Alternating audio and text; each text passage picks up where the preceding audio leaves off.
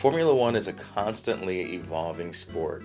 Things change from minute to minute, and try as I may, no matter how many private conversations I've had with Toto Wolff and Christian Horner and all those guys and Adrian Newey, try as I may, Formula One refuses to only have updates on Sunday evenings when it's convenient for me to film and make new content. So here I am on was it a Thursday?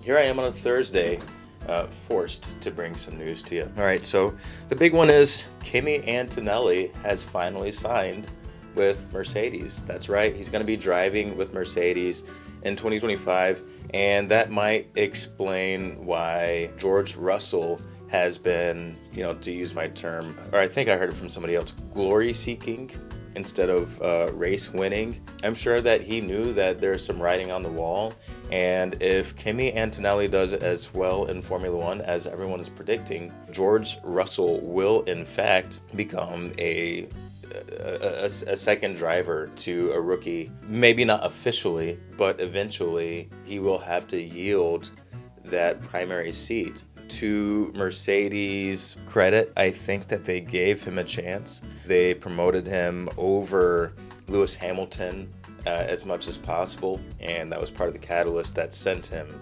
packing for Ferrari. But I don't think that George Russell necessarily capitalized on the preference that Mercedes was giving him, and I think that Kimi Antonelli within the next few years is probably going to end up being the lead driver. I think that the same thing is kind of happening to Lando Norris. Lando Norris has not capitalized on the fast car that he's always, complaining about not having. He's had, I would say, the fastest car on the grid for a few races now. He keeps on giving up pole positions, and in the last race, Piastri did in fact finish, ahead of him. So I think that there is, trouble there. I think that there's a possible prioritization change coming at McLaren, and I say over the next couple of years. It could be as soon as next year. Formula One is a brutal business. I don't even think I would want to drive for a Formula One team, just given everything that they are constantly going through. But I think that George's aspirations to be the championship driver, to be the lead driver at Mercedes, I think that those aspirations have officially been dashed unless Kimi Antonelli gets to Formula One and is a dud instead of a stud. That's just my thoughts. Time will tell. Adrian Newey has been reported to be house shopping in Oxfordshire, and that is according to an interview that he did with Jeremy Clarkson. Apparently they went to school together at some point, so you can kind of take it seriously that that is the case. Now, this doesn't really mean anything. He's not signed any contracts, and given that Oxfordshire is home to Aston Martin, to Alpine, to Williams, to Mercedes, doesn't really mean that much. He could still go anywhere. He has the right to go anywhere if he wants to, or he could just sit down and design boats and parachutes or whatever, his heart desires in the moment. And it still doesn't mean that he can't have a home in Oxfordshire and then go and buy one in Maranello. He's famous for working odd hours in odd locations that the rest of the team doesn't really do.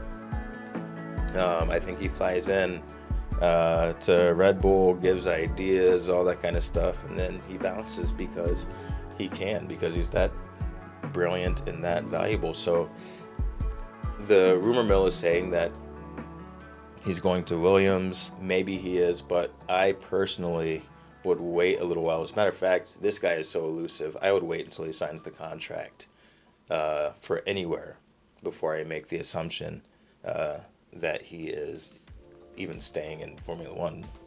Now, that does bring up Red Bull. I think that Red Bull is still going to win the Drivers' Championship and probably the Constructors' Championship, but is this the last year of Red Bull's, you can't even say dominance anymore, especially after the last couple of races, but is this the last year of Red Bull's complete excellence or championship sovereignty, because it doesn't look as if anybody's going to be catching them this year, but it's still, we're only halfway through the season. So with Kimi Antonelli going to Mercedes, that means that Max Verstappen is not going to Mercedes. And I think that, I don't know the details about the Kimi Antonelli contract just yet, but if it's a multi-year contract, it means that he's not going to Mercedes even in the new regulations era that's coming in 2026. So what will that mean for Max Verstappen? Will he be stuck driving a top 5, top 4 car for the foreseeable future? Could he go to the Audi project? They're still missing a driver, and they could possibly, build up a team around him. Jonathan Wheatley, who is from Red Bull, he's a famous Formula One mechanic and the sporting director. He's going to the Audi project. Could that be something? Could that be an option where he can just start fresh? Where Max can start fresh, because Red Bull does in some ways seem like it is on the decline. And then also there are rumors that Liberty Media possibly paid off or requested that Red Bull hold on to Sergio Perez at least through the Mexican Grand Prix, because they're afraid of revenue loss. I mean, the guy's a hero in Mexico, and I think he's the only Latin American or Central American, South American, whatever, I don't keep up with what we're supposed to call people these days, or regions these days, or whatever, but he's the only one. So there's incentive to keep him in Formula One, just like, historically when Honda is sponsoring a team or is the power unit behind a team, they like to have a Japanese driver. Enter Yuki Tsunoda. While he has improved by leaps and bounds, he was really rough around the edges when he started, but there was that stipulation. So, Red Bull is in a state of flux right now. It'll be interesting to see how everything turns out. Alpine, I don't know if you heard it, but OnlyFans is a possible significant sponsor for Alpine. All I can say to that is, this is France. We all know what that's about. And yeah, what are you going to do? So I think that is about it. And who knows? Maybe Lewis Hamilton saw all the writing on the wall, all the politics and all that stuff, in addition to what he was going through with Mercedes, and figured, hey, may as well ride out the last few years of my career over in Maranello. I've been to the Silverstone track. There's not a whole heck of a lot around there. It's rainy. If I had an opportunity to drive for Ferrari, even if I wasn't winning races, I might just go over there, because I don't know, you might get some better food and some better weather. I don't know. It'd be interesting to see the Ferrari racing headquarters. I would like to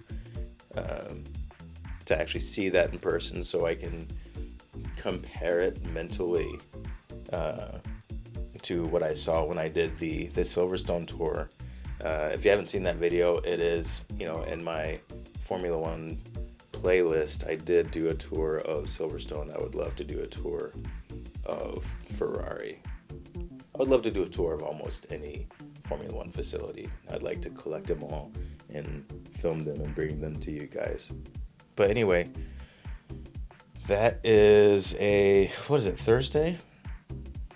I was going to go for a drive in my S4, because it is going to be about 101 degrees today, and you really have to get that thing out early in the morning. It does not like temperatures over 85 degrees, and for the foreseeable future, we're going to be hitting like 15 to 20 degrees higher than that. So if you're going to drive a 24-year-old 230,000 mile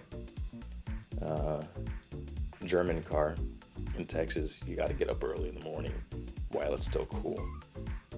And even though I've had the engine out and everything done to it, the cooling system works better than my own personal cooling system. I drove that thing the other day, and I think I was getting ready to pass out before the car was, because there's no AC in it.